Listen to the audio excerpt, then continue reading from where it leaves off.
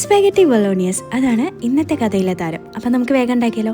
അതിനായിട്ട് ഒരു ചെറിയ സവാള, ഒരു ഗ്രീൻ ക്യാപ്സിക്കത്തിൻ്റെ പകുതി, ഒരു യെല്ലോ ക്യാപ്സിക്കത്തിൻ്റെ പകുതി, പിന്നെ ഒരു ചെറിയ ക്യാരറ്റ്, ഒരു 15 വെളുത്തുള്ളി എല്ലാം കൂടി നന്നായിട്ട് ചോപ്പ് ചെയ്ത് മാറ്റി വയ്ക്കാം.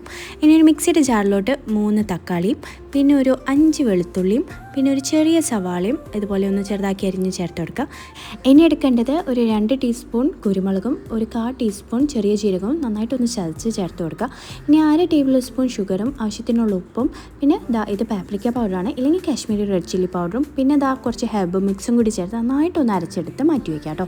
ഇനി ഒരു കടായിലോട്ട് 1 ലിറ്ററിലധികം വെള്ളം എടുത്തിട്ട് ആവശ്യത്തിനുള്ള ഉപ്പും അതുപോലെ തന്നെ കുറച്ച് സൺഫ്ലവർ ഓയിലും കൂടി ചേർത്ത് തിളപ്പിക്കാൻ വെച്ചിട്ടുണ്ട്. ആ നേരം കൊണ്ട് നമ്മുടെ അരച്ചെടുത്ത മിക്സ് ഒന്ന് കുക്ക് ചെയ്തെടുക്കാം. അപ്പോൾ ഒരു സോസ് പാനിലോട്ട് അല്പം എണ്ണ ഒഴിച്ചിട്ട് നമ്മുടെ ഈ തക്കാളി, സവാള ആ ഒരു അരച്ച മിക്സ് ചേർത്ത് കൊടുത്തിട്ട് ഒന്ന് തിളച്ച് വരുമ്പോഴേക്കും നമുക്ക് അതിലോട്ട് കാശ്മീരി ചില്ലി പൗഡർ ചേർത്ത് കൊടുക്കുക. കൂടെ തന്നെ 1 ടേബിൾ സ്പൂൺ സോയാ സോസും 1 ടേബിൾ സ്പൂൺ കെച്ചപ്പും കൂടി ചേർത്ത് നന്നായിട്ടൊന്ന് മിക്സ് ചെയ്തെടുക്കാം.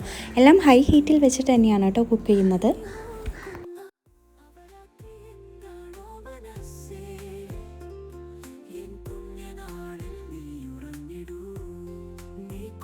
അല്പം കൂടി സ്മോക്കി ഫ്ലേവറൊക്കെ കിട്ടാൻ വേണ്ടിയിട്ട് ആവശ്യമാണെങ്കിൽ നമുക്ക് കുറച്ചുകൂടി പാപ്രിക്ക പൗഡർ ചേർത്ത് കൊടുക്കാം. കംപ്ലീറ്റ്ലി ഓപ്ഷണലാണ്, ഉണ്ടെങ്കിൽ ചേർത്താൽ മതി. ഇനി നമുക്ക് ഹൈ ഹീറ്റിലിട്ടിട്ട് ഒന്ന് ജസ്റ്റ് ഒന്ന് തിള വരുന്ന വരെ ഒന്ന് കുക്ക് ചെയ്തെടുത്താൽ മതി കേട്ടോ. നമ്മുടെ സോസ് ഇവിടെ റെഡി ആയിട്ടുണ്ട്. അപ്പോൾ ഉപ്പൊക്കെ ഉണ്ടോയെന്ന് ചെക്ക് ചെയ്തതിന് ശേഷം നമുക്ക് സ്റ്റവ് ഓഫ് ചെയ്തിട്ട് അത് മാറ്റി വയ്ക്കാം.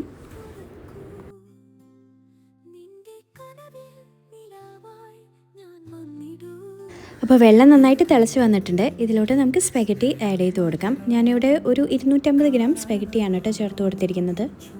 അപ്പോൾ ഇത് വെള്ളത്തിൽ മുങ്ങത്തക്ക രീതിയിൽ നന്നായിട്ടൊന്ന് താഴ്ത്തി വെച്ച് കൊടുക്കുക. അതിനുശേഷം ഒരു 15 മിനിറ്റോളമാണ് കേട്ടോ ഞാൻ സ്പെഗറ്റി കുക്ക് ചെയ്തെടുക്കുന്നത്. അപ്പോഴേക്കും നന്നായിട്ട് വെന്ത് വന്നിട്ടുണ്ടായിരിക്കും. അന്നേരം കൊണ്ട് നമുക്ക് മറ്റൊരു കടായിലോട്ട് 1 ടേബിൾ സ്പൂൺ സൺഫ്ലവർ ഓയിൽ ഒഴിച്ചിട്ട് നന്നായിട്ട് ചൂടായിട്ട് വരുമ്പോൾ നമ്മൾ നേരത്തെ അരിഞ്ഞ് വെച്ചിരിക്കുന്ന വെളുത്തുള്ളി അതിലോട്ട് ചേർത്ത് കൊടുക്കാം. വെളുത്തുള്ളിയുടെ പച്ചമണം ഒക്കെ മാറി വന്നതിന് ശേഷം നമുക്ക് അരിഞ്ഞു വെച്ചിരിക്കുന്ന സവാളയും കൂടി അതിലോട്ട് ചേർത്ത് കൊടുക്കാം. സവാളയൊന്നും അധികം വഴണ്ട രീതിയിലാക്കിയെടുക്കണ്ട കേട്ടോ. ജസ്റ്റ് ഒന്ന് സ്റ്റിർ ചെയ്ത് എടുത്തതിന് ശേഷം നമുക്ക് ബാക്കിയുള്ള പച്ചക്കറികളും കൂടി ചേർത്ത് കൊടുക്കാം. അപ്പോൾ ഞാനിനി ക്യാരറ്റാണ് ചേർത്ത് കൊടുത്തിരിക്കുന്നത്. ക്യാപ്സിക്കം നമ്മൾ ലാസ്റ്റാണ് ചേർക്കുന്നുള്ളൂ. അപ്പോൾ ക്യാരറ്റ് ചേർത്തതിന് ശേഷം നമ്മൾ നേരത്തെ തയ്യാറാക്കി വെച്ചിരിക്കുന്ന ആ ഒരു ടൊമാറ്റോ, സവാളയൊക്കെ ചേർത്ത് ഉണ്ടാക്കിയിരിക്കുന്ന ആ സോസും കൂടി ഇതിലോട്ട് ചേർത്ത് കൊടുക്കുന്നുണ്ട്. ആവശ്യമെങ്കിൽ അല്പം വെള്ളം കൂടി അതിലോട്ട് ഒന്ന് ഒഴിച്ച് ചുറ്റിച്ച് കൊടുത്തിട്ട് ചേർത്ത് കൊടുക്കുക. ഇനി ഞാൻ എടുത്തിരിക്കുന്നത് ഒരു 200 ഗ്രാമോളം മിൻസ്ഡ് ബീഫാണ് കേട്ടോ. ബീഫ് നന്നായിട്ട് കുക്ക് ചെയ്തിട്ട് ഒന്ന് പൾസ് ചെയ്തെടുത്താണ് മിക്സിയിൽ. അതും കൂടി ഒന്ന് ചേർത്തിട്ട് നന്നായിട്ടൊന്ന് മിക്സ് ചെയ്തെടുക്കാം.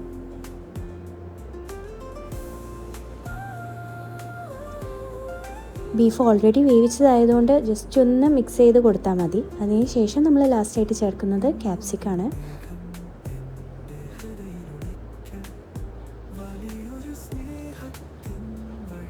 ഫ്ലെയിം എപ്പോഴും ഒരു ലോ ഫ്ലെയിമിൽ ഇട്ടിട്ട് വേണം ഇനി കുക്ക് ചെയ്യാനായിട്ട്. അതൊന്ന് ചൂടായിട്ട് വരുമ്പോഴേക്കും നമ്മൾ നേരത്തെ കുക്ക് ചെയ്ത് വെച്ചിരിക്കുന്ന സ്പെഗറ്റിയും കൂടി ചേർത്ത് നന്നായിട്ടൊന്ന് മിക്സ് ചെയ്തെടുക്കാം.